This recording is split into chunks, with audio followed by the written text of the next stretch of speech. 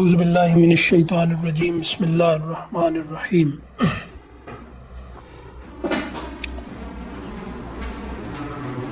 وَلَكُمْ فِيهَا جَمَالٌ حِينَ تُرِيحُونَ وَحِينَ تَسْرَحُونَ صدق اللہ مولانا العظیم رب اشرح لی صدری ویسر لی امری واحلل عقدۃ من لسانی یفقہوا قولی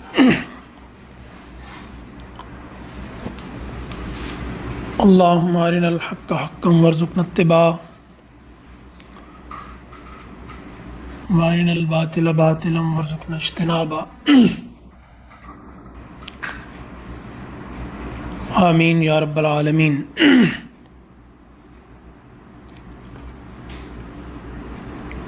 سب سے پہلے ان آیات میں اشرف الحیوانات کا ذکر ہوا،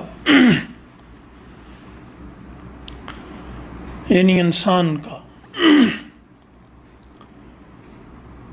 خلق الانسان، اس کے بعد پھر والانعام خلقہا،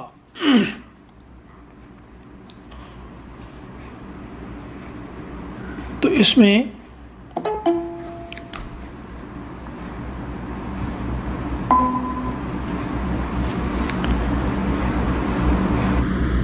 خلق الانعام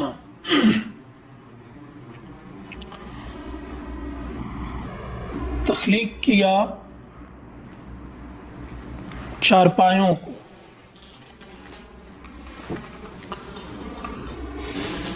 اب اس کے بعد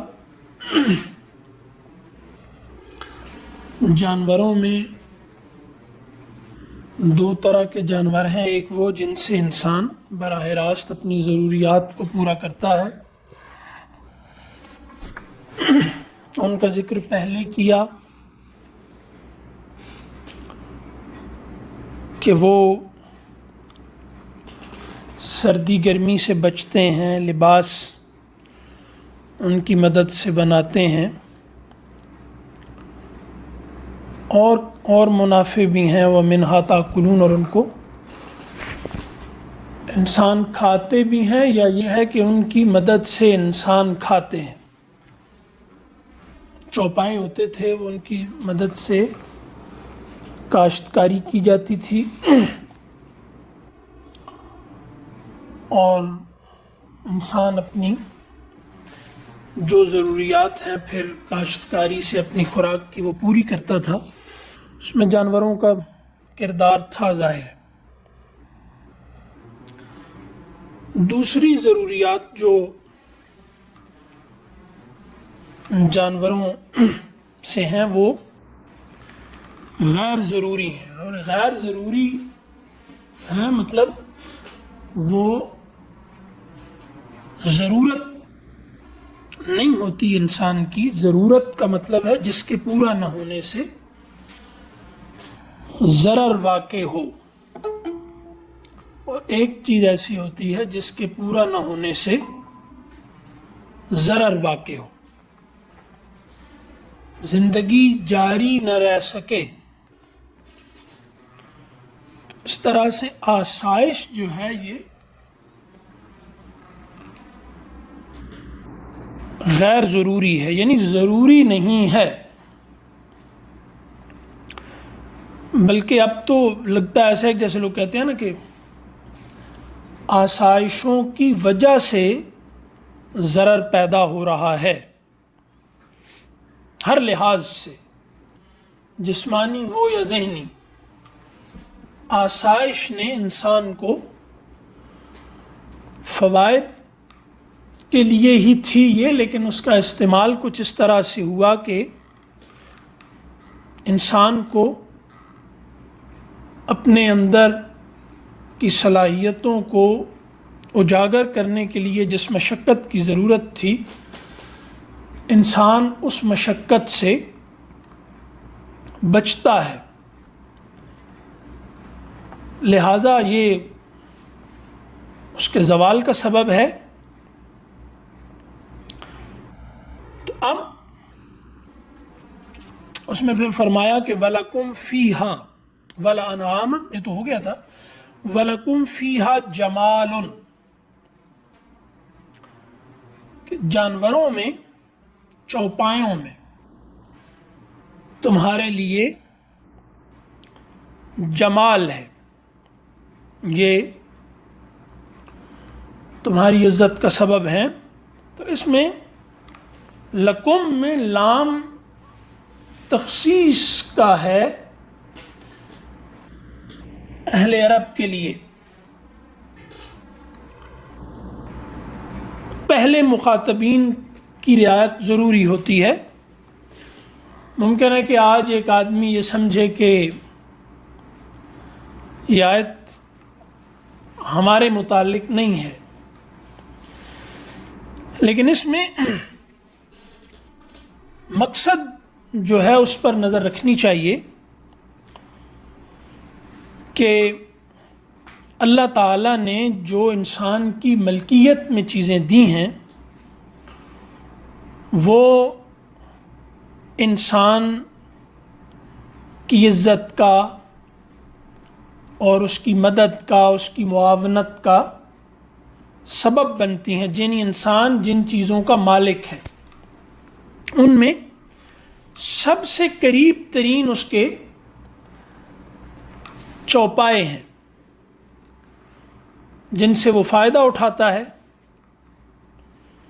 پھر اس کے بعد جنگل کے حیوان، اور وہ تو ہیں، ان سے انسان کوئی فائدہ براہ راست زیادہ نہیں اٹھا سکتا۔ تو انسان جو اشرف الحیوانات ہے، اس کے جو سب سے قریب کے حیوانات ہیں وہ ہیں انعام، یعنی چوپائے، ان کا بیان ہے جو پالتو جانور ہیں، انسان ان کو اپنے ساتھ رکھتا ہے، ان کا کچھ فائدہ کرتا ہے، ان کو کھلاتا پلاتا ہے، ان کا تحفظ کرتا ہے۔ اگر بہت سارے یہ چوپائے اگر انسانی تحفظ میں نہ ہوں تو درندے ان کو چیر پھاڑ کے کھا جائیں۔ اب اس کے بدلے میں یہ انسان کو بھی، انسان کے فائدے کے بھی ہیں۔ ان میں وَلَكُمْ فِيهَا جَمَالٌ حِينَ تُرِيحُونَ وَحِينَ تَسْرَحُونَ۔ حِينَ تُرِيحُونَ، جب یہ لوٹ کر تم ان کو واپس لاتے ہو، حِينَ تُرِيحُونَ، جب تم ان کو لار اراحہ جانوروں کا واپس آنا ہے جنگل سے، اور حین تسرحون یہ ہے جانوروں کا صبح سویرے جانا، تسریح صبح کو جانوروں کا نکلنا، اور اراحہ جانوروں کا شام کو واپس لوٹ کر آنا۔ تو اس میں ایک دلچسپ بات یہ ہے کہ صبح جانے سے آغاز نہیں کیا بلکہ ان کے واپس آنے سے کیا ہے۔ تو جانور یہ، کیونکہ ہم لوگ فطرت کے قریب نہیں ہیں ظاہر ہے، تو شہری لوگ فطرت سے دور ہونے کی وجہ سے فطری دلائل سے محروم لوگ ہیں، اسی لیے یہ دلیل کا مطلب فطری دلیل نہیں لیتے، یہ منطقی دلیل کو دلیل سمجھتے ہیں۔ تو جو فطری دلائل ہیں ان دلائل کو یہ لوگ اس لیے دلیل نہیں سمجھتے کہ یہ فطرت سے دور ہیں، اور قرآن کا پورا اسلوب جو دلائل کا ہے وہ لوگوں کے دلائل کے معیار پہ پورا نہیں اترتا۔ قرآن نے جو دلائل دیے ہیں یہ دلیل کی منطقی بنت جو اب لوگوں کے ذہنوں میں ہے اس پر پورا نہیں اترتا۔ ممکن ہے کہ یہ لوگ جب قرآن دلائل دے رہا ہوتا ہے اللہ کی وحدانیت اور توحید کے، تو یہ سن کر ہنسنا شروع کر دیں کہ یہ کون سے دلائل ہیں۔ تو شہری کیونکہ بیچارے فطرت سے دور لوگ ہیں اور اسی لیے انسانیت سے بھی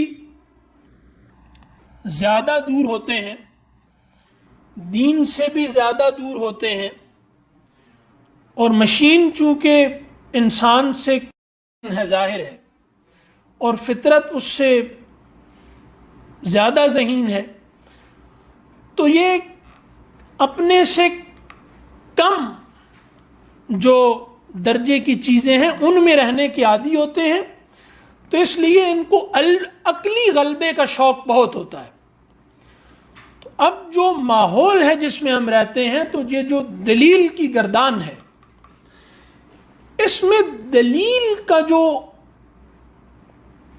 تصور ہے وہ اس پر قرآن کے دلائل پورے نہیں اترتے۔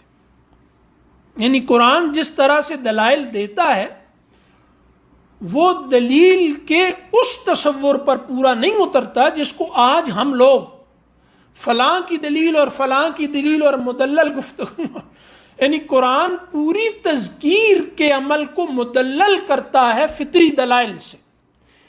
یہاں ہم لوگوں نے تذکیر کو غیر علمی بنا کے رکھ دیا ہے کہ یہ علمی گفتگو ہے یعنی مدلل، اور یہ تذکیری گفتگو ہے یعنی غیر مدلل۔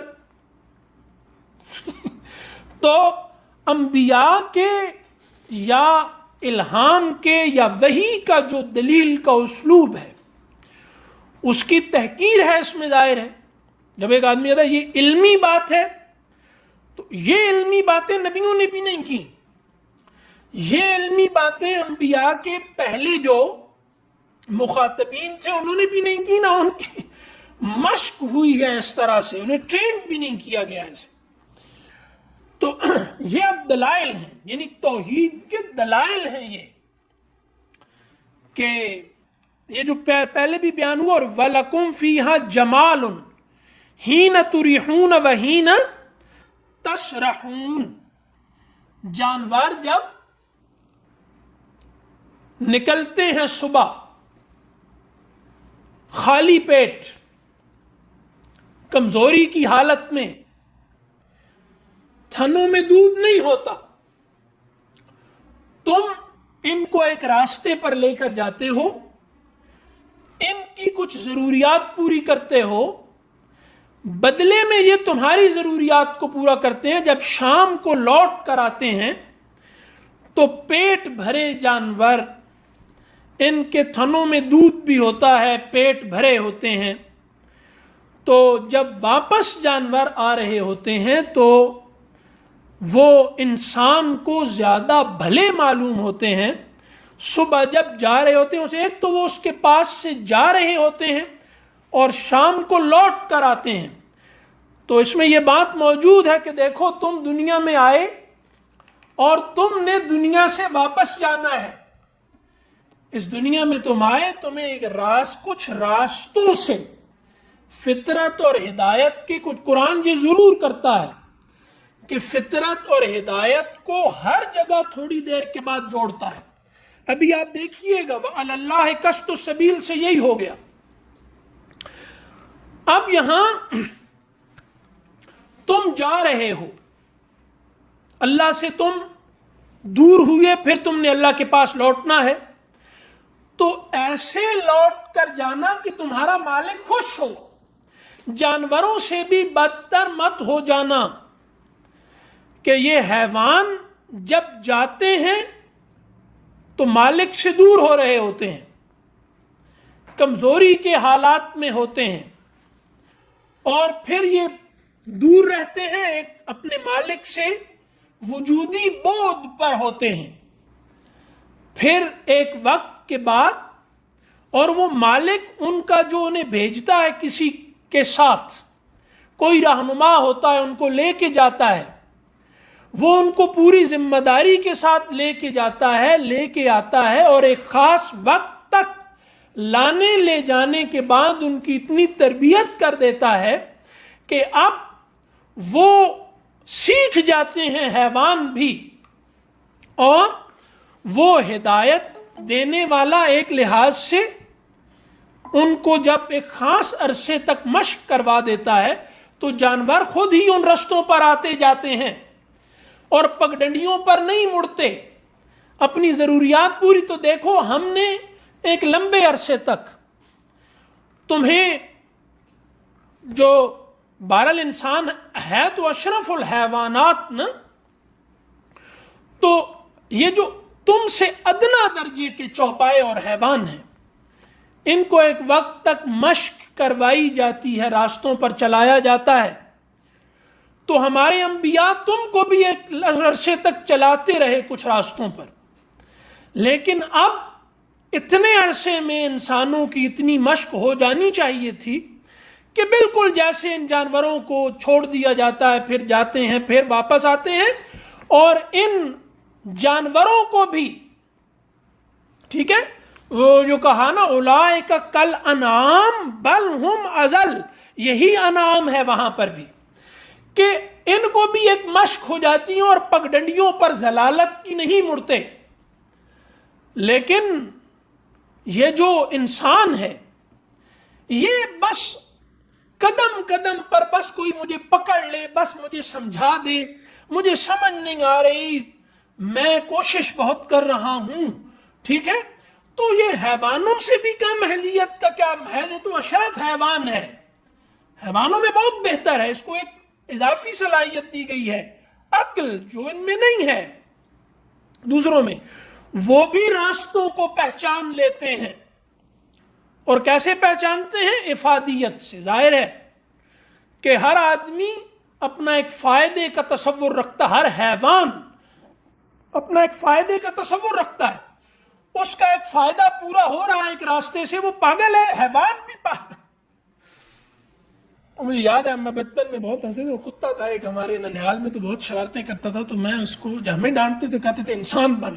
تو اب ہمیں کیا پتا تھا، بچے تھے، اب جب ہم اس کو شرارتیں کرتا تھا کتا تنگ، تو ہم بھی اس کو کہتے تھے انسان. تو وہ سارے پھر بہت ہنستے تھے کہ یہ جب اس کو کہتے ہیں انسان بن انسان بن، تو ہمیں وہ کہہ رہے تھے انسان بن. تو اب نبی اسی لیے آئے ہیں کہ وہ کہتے ہیں انسان بنو. تو حیوانوں کی بھی ضروریات کچھ راستوں سے پوری ہو رہی ہوتی ہیں، تو وہ پگڈنڈیوں پہ مڑ مڑ کے نہیں دیکھتے رہتے کہ ادھر جائیں، پتہ نہیں ادھر کوئی کچھ پتہ چل جائے، کچھ ادھر کچھ اور مل جائے، ادھر کچھ مل جائے، نہیں کرتے ایسے.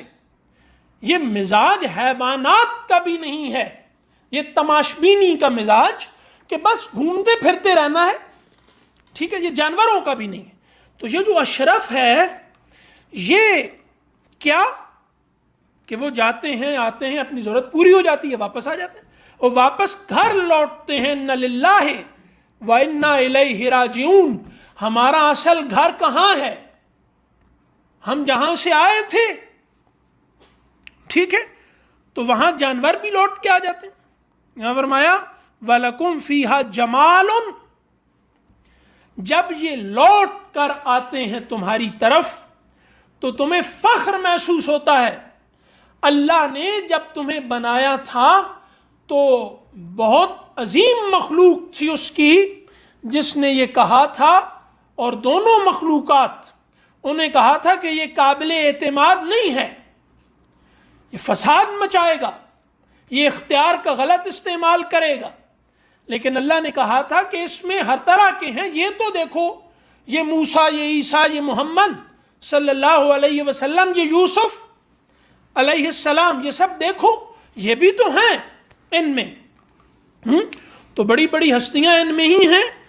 تو اب واپس جب تم جاؤ تو تم پر تمہارے پروردگار کو ناز ہونا چاہیے. یہ تھوڑے وقت کا ایک دن یوم کیا ہے، یوم او بعد یوم، یہ تھوڑا سا ایک دن، حیوان بھی جاتے ہیں، دن کا کچھ حصہ چار چوک کے واپس آ جاتے ہیں. تم نے بھی لوٹنا ہے، اپنے مالک کی طرف لوٹنا ہے، تو لوٹنے کو یہاں پر ترجیح دی گئی. ایک تو اہل علم کا یہ خیال ہے کہ جب حیوان، جانور اپنے مالک کی طرف لوٹتے ہیں تو یہ لوٹتے وقت اس حالت میں ہوتے ہیں کہ یہ اب تک جانور چلے گئے، کون لوٹے گا کون نہیں لوٹے گا، کوئی درندے کا شکار ہو جائے گا، کیا ہوگا، کوئی پتہ نہیں ہوتا. لیکن جب وہ لوٹ آتے ہیں تو پورے دن کا ایسے لگتا ہے کہ وہ مالک کی تھکاوٹ اتر جاتی ہے ان کو ہرا بھرا دیکھ کر. ٹھیک ہے، تو اب اس کے بعد یہ تو کیا ہے کہ ضرورتیں انسان کی، میرے آدمی جو ہیں وہ ان جانوروں کو کھاتے بھی ہیں، ان کا دودھ بھی استعمال کرتے ہیں، تو ان کا کوئی فائدہ ہے نا. تو اب اللہ بھی تو ایک کہتا ہے کہ اللہ کی مدد کرو، ٹھیک ہے. تو ظاہر ہے کہ اس کا مطلب کیا ہے، وہ ایک آزمائش ہے انسانوں کی کہ تمہیں اس دنیا میں بھیجا گیا تو اس میں اب تمہاری بھی کچھ ذمہ داریاں ہیں. اللہ نے تمہیں کچھ دیا اور پھر تم سے کچھ مطالبہ ہے، تو اب تم بھی اپنی ذمہ داریاں ادا کرو. تو وہ وحی کے پہلو سے یہاں پر موجود ہے. وَتَحْمِلُ أَثْقَالَكُمْ إِلَىٰ بَلَدٍ لَمْ تَكُونُوا بَالِغِيهِ إِلَّا بِشِقِّ الْأَنفُسِ. وَتَحْمِلُ أَثْقَالَكُمْ، یہ حیوان بھی تمہارے بوجھ اٹھاتے ہیں. تمہارے اثقالکم، یہ جانور کیا کرتے ہیں؟ محنت کرتے ہیں تمہارے لیے. تم نے کیا کیا؟ تم نے ان کی کچھ حفاظت کی، ربوبیت کی نا حیوانوں کی، کچھ حفاظت کی، یعنی کچھ پالا کھلایا پلایا، ان کی حفاظت کی کچھ. پھر یہ تمہارے لیے مشکل برداشت کرتے ہیں حیوان. تو انسان ہو کر تم نے اللہ کے لیے کوئی مشقت برداشت کی ہے؟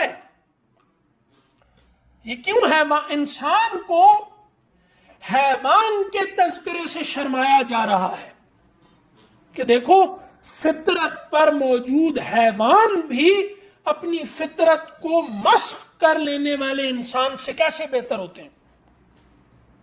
یہ اپنے الا بلد لم تکونوا بالغیہ الا بشق الانفس، لم تکونوا بالغیہ، تم اس بلد کو نہیں پہنچنے والے تھے ہرگز، الا بشق الانفس، کہ تم اپنے وجود کو مشقت میں ڈالے بغیر، شک، آدھے رہ جاتے تم.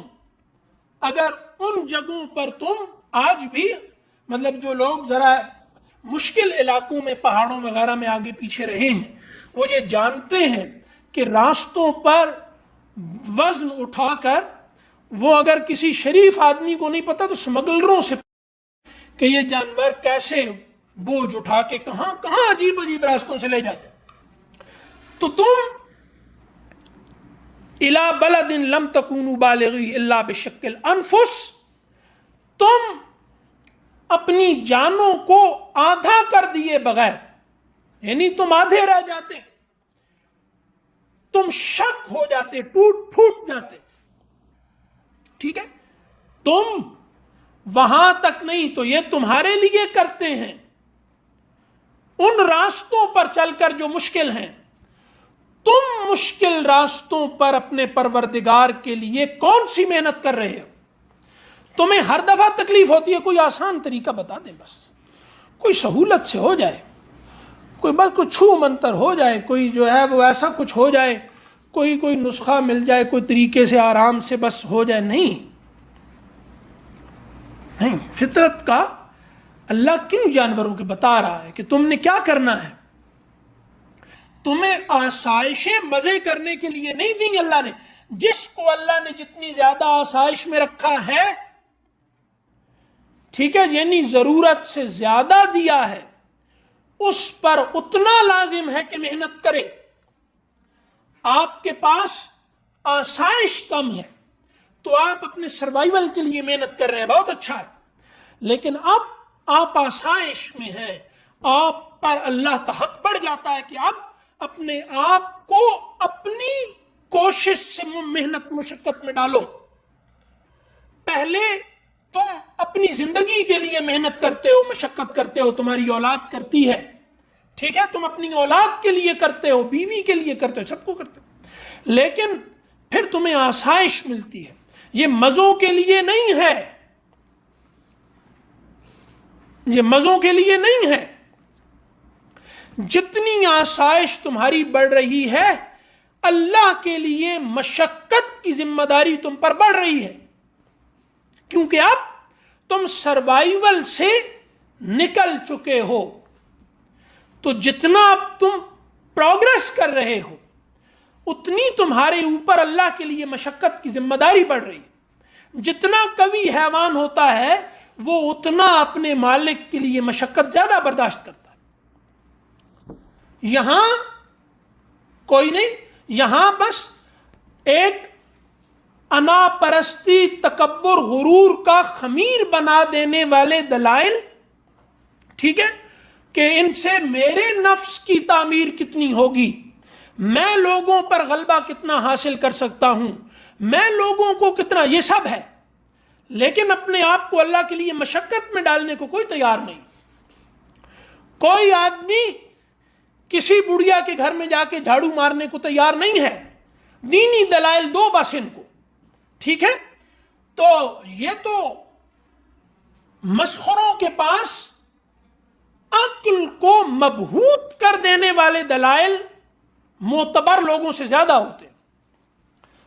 مسخرہ ہنساتے ہنساتے رلا دیتا ہے، رلاتے رلاتے ہنسا دیتا ہے. وہ تو عقل پر زیادہ تصرف رکھتا ہے.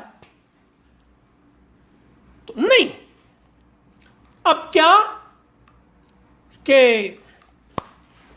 جاؤ، کون ہے معزز، تو اب تھوڑا حاصل کر لیا مال دولت، تو اب پہلے کوشش کر رہے ہیں کہ ہم طالب علم ہیں تو طالب علمی کے زمانے میں بھی ہمیں تھوڑا سا لوگوں کو قائل کرنے اور ان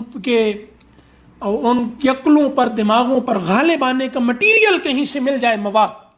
اور جہاں جہاں سے ملتا ہے وہاں پھر مکھیوں مچھروں کی طرح اکٹھے ہو جانا ہے ہم نے. پھر کچھ لوگوں کے پاس دولت آ گئی، مال آ گیا، تو ان کو پھر یہ ہوا کہ اچھا مال دولت تو ہے، لیکن ہم ذرا پڑھے لکھے لوگوں میں اپنے آپ کو جاہل جاہل محسوس کرتے ہیں، تو تھوڑا سا یہ بھی ذرا ہا اور ہا اور عین نکالنا بھی آ جائے تو اس سے پھر ذرا زیادہ بہتر ہم کسی محفل میں بیٹھ، لا حول ولا.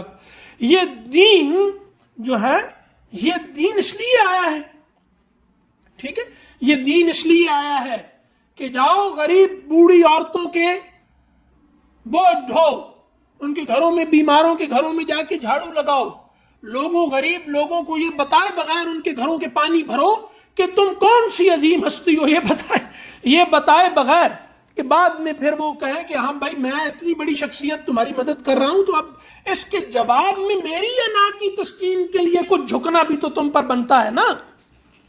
تو یہ تم کر نہیں رہے، ٹھیک ہے.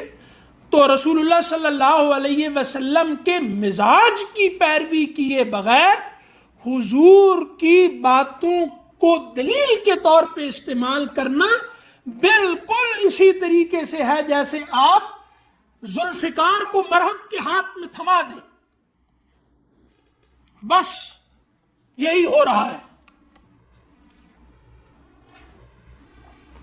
تو اب کیا ہوا؟ ان ربکم لرؤوف رحیم. کیا مطلب ہے اس کا؟ وَتَحْمِلُ أَثْقَالَكُمْ إِلَىٰ بَلَدٍ لَمْ تَكُونُوا بَالِغِيهِ إِلَّا بِشِقِّ الْأَنفُسِ. مدلل گفتگو کرنے والوں سے پوچھو اس آیت کے بعد ان ربکم لرؤوف رحیم کا کیا مطلب ہوا؟ تمہارا رب شفقت کرنے والا ہے، بہت مہربان ہے. یہ کس کا کیا مطلب ہے؟ تم اپنی ذمہ داریاں ادا نہیں کر رہے، وہ پھر بھی تمہیں کچھ نہیں کہہ رہا. جو جانور تمہارا وزن نہ ڈھو سکے کھا پی کر تم اس کو ذبح کر دو گے. جو جانور تمہارا کوہلو کا، جو بیل کوہلو کا نہ بن سکے، جو گھوڑا دوڑ نہ سکے، ٹھیک ہے، جو خچر وزن نہ اٹھا سکے، تم اس کو ذبح کر کے اپنے فضلے میں بدل دو گے. لیکن اللہ تم پر رحم اور شفقت کیے جا رہا ہے، تمہیں کچھ نہیں کہہ رہا. تم تھوڑا سا کھلاتے پلاتے ہو اور وہ بھی باہر چرا چگا کے پھر ان سے اتنا کام لیتے ہو، تمہارا کرتے ہیں. تم کچھ نہیں کر رہے، تم مزے میں، تم کہا اللہ دعائیں قبول نہیں کر رہا، میں تو فلاں مزہ چاہتا ہوں، فلاں اللہ نے مجھے آنکھ بھی دی پر کیا دیا، مجھے کان بھی دیے پر کیا دیا، مجھے ٹانگیں دی، ہاتھ دیے، سب سلامت دیا، دل دیا پر کیا دیا، ٹانگیں دی پر گاڑی نہیں دی. تو کیا خدا ہے؟ کون؟ کہاں ہے خدا؟ ہے ہی کوئی نہیں. مجھے اللہ نے آنکھیں دی ہیں، لیکن بدنظری کا سامان نہیں دیا، اتنا پیسہ نہیں دیا کہ میں عیاشی کر سکوں، تو میں نے بڑا مانگا اللہ سے، اللہ نے نہیں کو ہاں ہے، خدا ہے ہی کوئی نہیں، کیونکہ جو اس نے مجھے دے رکھا ہے یہ تو اس نے خود ہی دے دیا نا اپنی مرضی سے، جو میں مانگ رہا ہوں وہ مجھے کیوں نہیں دے رہا؟ تو تم کیا کرتے ہو جانوروں کا؟ اللہ کیا ہے؟ ان ربکم، تمہارا رب، یعنی جیسے تم ان جانوروں کے رب ہو، کیا ہے کہ جانوروں کے رب ربوبیت میں تحفظ اور نشو و نما کی دو ذمہ داریاں ہیں نا. ہاں، ربوبیت یہی ہے نا کہ آپ حفاظت بھی کریں کہ باہر سے کوئی حملہ نہ ہو جائے، اور اندر کی ضروریات گروتھ کی پوری کریں، دونوں، ٹھیک ہے، دونوں پوری کریں. تو تم جانوروں کی کر رہے ہو، ان کو بھیڑیوں سے، درندوں سے، ٹھیک ہے، تمہارا ایک کتا ساتھ ہوتا ہے، تمہارا کوئی اور ساتھ ہوتا ہے، ٹھیک ہے، بندہ جو ان کا تحفظ کرتا ہے کہ کوئی بھیڑیا نہ کھا جائے، کوئی شیر نہ کھا جائے، ٹھیک ہے، اور ان کی خوراک باہر سے خطرات کو بھی.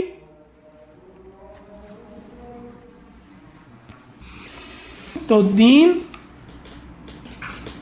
ریا کا گارا بن کر تمہاری شخصیت کی تعمیر کرنے نہیں آیا کہ جتنا یہ ریاکاری کا مثالہ بن سکے اتنی ہمیں اس سے دلچسپی ہے، اور جہاں ہمیں اس دین کے لیے کوئی قربانی دینی پڑے تو خدا حافظ. تو کیا کہا؟ والخیل والبغال والحمیر لترکبوها وزینہ. تو یہ سارے جانور جو ہیں، گھوڑے اور خچر اور گدھے، لترکبوها، تاکہ تم ان پر سوار ہو. اللہ نے بنائے. کچھ لوگ جو گھوڑوں وغیرہ کے، گدھوں کے اور خچر کے گوشت کی ممانعت کرتے ہیں کھانے کی، ویسے تو گدھا بھی کوئی حرام نہیں ہے. یہاں پہ گدھے کا گوشت، گدھے کا گوشت، گدھا کس نے کہا ہے حرام ہے؟ ایک ہوتا ہے حرمت حکمی ہوتی ہے، ٹھیک ہے، حکم کی حرمت ہوتی ہے، وہ یعنی کسی سبب سے حرام کیا جاتا ہے، وہ حرام لذات ہی نہیں ہوتا جیسے سور ہے یہ وہ. تو گدھا خیبر میں حرام کیا تھا، وہ بھی گھریلو. اب کوئی گدھا حرام نہیں ہے، کدھر گدھا حرام ہے؟ یہ میڈیا والوں نے جناب شور میں گدھا گدھا گدھا گدھا گدھا ذبح کر کے، گدھا کدھر سے؟ اب گدھا ہے، گدھا حرام ہے جو گھریلو گدھا ہے. یا ان کو یہ لگے گا کہ اپنے ہم جنسوں کو نہیں کھاتے تو اس لیے پھر گدھے گدھوں کو کھا رہے ہیں. یہ ایک عجیب سی چیز ہے نا کہ اپنے ہم جنسوں کو کھانا اچھا نہیں لگتا، تو اس لیے شور مچ گیا ہوگا زیادہ. باقی گھوڑے کھاتے ہیں سب، گھوڑا کھاتے ہیں، اور ٹھیک ہے. تو وہ کہتے ہیں کہ یہ آیت جو ہے کہ لترکبوها وزینہ، تو یہ سواری کے لیے اور زینت کے لیے ہیں، کھانے کے لیے نہیں ہے. تو یہ بات نہیں ہے، اس پہ اس کا انکار کیا لوگوں نے کہ یہاں پر اصل میں ان کا ایک اضافی بتایا جا رہا ہے کہ یہ سواری اور زینت کا کام بھی کرتے ہیں. انعام جو دوسرے ہیں ان میں یہ بات نہیں ہے نا، مطلب سواری کے لیے اب گائے بھینس بکری وغیرہ یہ تو کوئی نہیں استعمال کرتا نا. تو اب عام طور پہ نہیں ہوتے یہ سواری کے، تو یہ وزن اٹھانے اور سواری کے لیے زیادہ استعمال ہونے والے جانور ہیں. تو وَيَخْلُقُ مَا لَا تَعْلَمُونَ. تو اب ایک انسان کچھ چیزیں ہیں ضروری، جانوروں سے ضرورت پوری کر، سردی گرمی کی چیزیں نہ ہو آدمی چھٹر کے مر جائے، کھانے پینے کا جانوروں سے نہ کر سکے، کھیتی باڑی نہ کر سکے، یا ان کا گوشت نہ یا دودھ نہ پی سکے، آدمی مر جائے. بہت سی ضرورتیں ہوتی ہیں، ٹھیک ہے، اناج اگاتا ہے ان کی مدد سے وغیرہ وغیرہ، یہ سب کرتا ہے، یہ ضروری ہے. پھر ہے کہ وزن اٹھا کے ادھر ادھر جاتا ہے آدمی، تو یہ بھی ضرورت ہے، ورنہ آدمی کہاں کہاں وزن اٹھا کے لے جائے گا، نہیں اٹھا سکتا، یہ بھی ایک ضرورت ہے. پھر اس کے بعد یہ ہے کہ آدمی خود سوار ہو کے کہیں جائے، یہ بھی ضرورت نہیں ہے. یعنی ضرورت ضرر کے معنوں میں کہ یا نہ ہو تو بندے مر جائیں گے، ایسا کوئی نہیں ہوتا. سب کے پاس کہاں سے ہوتی تھی، یہ لوگ زندہ رہے ہزاروں سال تک، ہر ایک کے پاس تو نہیں تھا، لیکن زندگیاں تھیں، بہترین زندگیاں لوگوں نے گزاری. اسی طریقے سے زینت اگر نہ ہو، وزینہ، تو بھی آدمی کی یہ ضرورت نہیں ہے. تو اس لیے یہاں پر اب جو مقصد ہے اس کو ترجیح دی، اور وزینہ اتنا سا بول دیا ایک لفظ، یعنی والخیل والبغال والحمیر لترکبوها، ٹھیک ہے. تو لیکن اس کے بعد وزینہ، ٹھیک ہے. تو یہاں پر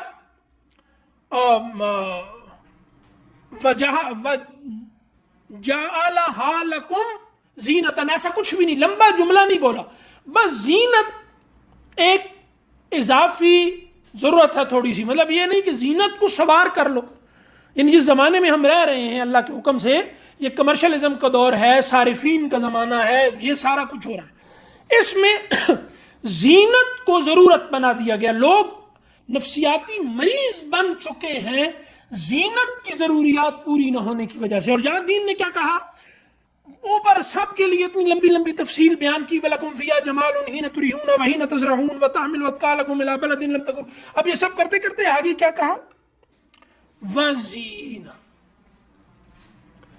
زینت ہے نا، مطلب آپ گاڑی رکھتے ہیں تو ٹھیک ہے، اصل ضرورت کیا ہے کہ آپ کی گاڑی آپ کی ضرورت پوری کرے، اس ضرورت میں یہ بات شامل ہے کہ آپ نے صاحب حیثیت ہیں، آپ نے لاہور سے پنڈی جانا ہے، اسلام آباد جانا ہے، تو بہترین گاڑی ہونی چاہیے، کم وقت میں کم تھکا کر آپ کو وہاں پہنچائے، کیونکہ گھوڑا یہی بیان ہوا، خچر یہی بیان ہوا، گدھا یہی بیان ہوا، تو اس سواری کی بھی 3 قسمیں ہیں، گھوڑا سب سے اعلیٰ ہے، مطلب آپ کے پاس بہت اعلیٰ سواری ہے، کوئی مسئلہ نہیں، لیکن اس کے حاصل کرتے وقت مقصد یہ ہونا چاہیے، کوئی فضول خرچی نہیں ہے، مطلب ایک آدمی کے وسائل، وہ لاہور سے جاتا ہے پنڈی، اسلام آباد، کراچی، کہیں بھی، وہ کم سے کم وقت میں پہنچے، سہولت سے پہنچے، کم تھکا ہوا پہنچے، زیادہ فریش پہنچے، بالکل ٹھیک ہے، کوئی مسئلہ نہیں، یہ ضروری نہیں ہے نا کہ ایک غریب آدمی دوسرے کا نہیں میں تھک چور کے بس میں ہانپتا ہوا پہنچتا ہوں تو وہاں پر 2 دن آرام کے بعد کسی کام کے قابل ہوتا ہوں، تو تم بھی ہو، اللہ نے یہ کہا نہیں بھائی، کوئی نہیں کہا، ٹھیک ہے، بس یہ ہے کہ اس میں نیت مراد ہے، اس میں زینت، یعنی زینت میں دکھاوا ہوتا ہے، تو وہ یہ غالب نہیں ہونا چاہیے، اس سے تکبر پیدا ہوتا ہے، غرور پیدا ہوتا ہے، دوسروں کی حقارت اس میں آتی ہے، تو یہ ساری چیزیں زینت کو ذرا تھوڑا سا پیچھے رکھا ہے، اس لیے کہ اس کے منفی جو ہیں نتائج وہ زیادہ ہیں، تو زینت خود بخود ہو رہی ہو تو یہ کوئی مسئلہ نہیں ہے، لیکن زینت پر اصل توجہ جائز نہیں ہے، یعنی یہ کہ زینت کو مقصد بنا دیا جائے جس زمانے میں ہم رہ رہے ہیں، اچھا جائز نہیں ہے میں نے کہہ دیا تو یہ بھی ذرا کچھ ہو سکتا ہے گڑبڑ، اصل میں زینت بہت ثانوی یا کیا کہیں گے، مطلب معز بتائیں گے، عبد المعز کہ سلاسوی یا پتہ نہیں کیا اس طرح کچھ کیا کہیں گے، وہ زیادہ ذرا وہ ہے نا، تو اس طرح کچھ ہے، لیکن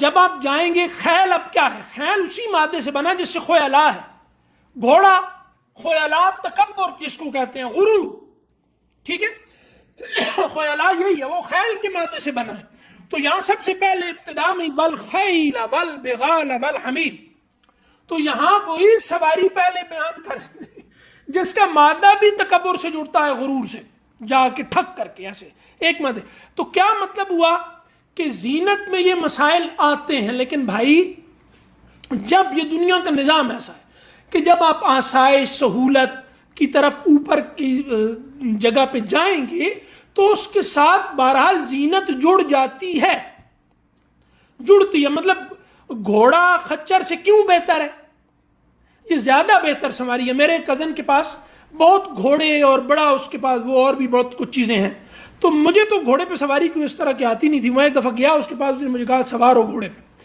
اب پتہ نہیں مجھے تماشا بنانے کے پہلے تو مجھے اس کو دیکھ کے تھوڑی گھبراہٹ ہو رہی تھی، ایسے وہ جب سر کو کرتے ہیں تو وہ ذرا تھوڑے تھے جذباتی قسم کے گھوڑے ہیں، تو جو سب سے بفرا ہوا تھا اس پر تو وہ خود بیٹھا، اب مجھے اس نے بٹھایا، وہ اس کی ماں تھی گھوڑی اس پر ایسے آرام سے میں بٹھا کے اس پہ بیٹھا، اب وہ تنگ نہیں کرتی تھی، لیکن اب جیسے ہی ہم وہ نکلنے لگے تو اس نے گھوڑے کی ایک اور کی آواز سنی، تو اس نے وہ گھوڑی پہ ایسے کیا، ایسے کر کے میں اب پریشان کہ یہ مجھے گرایا، اس نے کہا تو آرام سے بیٹھا رہا، تجھے کچھ بھی نہیں کہا، اب وہ پیچھے پیچھے میں آگے آگے اس کی ویڈیو بھی بنا رہا تھا، میں عجیب طرح سے بیٹھا ہوا تھا، بیٹھنا تو مجھے آتا نہیں تھا، گھوڑوں پہ کب بیٹھے تھے، اس نے جناب یہ کیا، کچھ نہیں کہے گا کچھ نہیں کہے گا، مجھے کہتا ہے یہ جو اس کی تم نے ایک ہاتھ، میں نے 2 ہاتھ سے پکڑی ہوئی تھی تب وہ ایسے ایسے ہوتی تھی تو کنفیوز ہوتا ہے گھوڑا نا کہ میں نے ادھر مڑنا ہے کہ ادھر، ان کا ایک ہاتھ سے پکڑ، میں نے ایک ہاتھ سے پکڑا، اب میرا اپنا تجربہ ہے یہ کہ وہاں پر اس نے مجھے کہا یہ تھوڑا سا نا ہاتھ کو نیچے کرو ایسے، وہ میں نے نیچے کیا تو پتہ نہیں اس کو کیا ہوا، وہ تو سرپٹ دوڑی،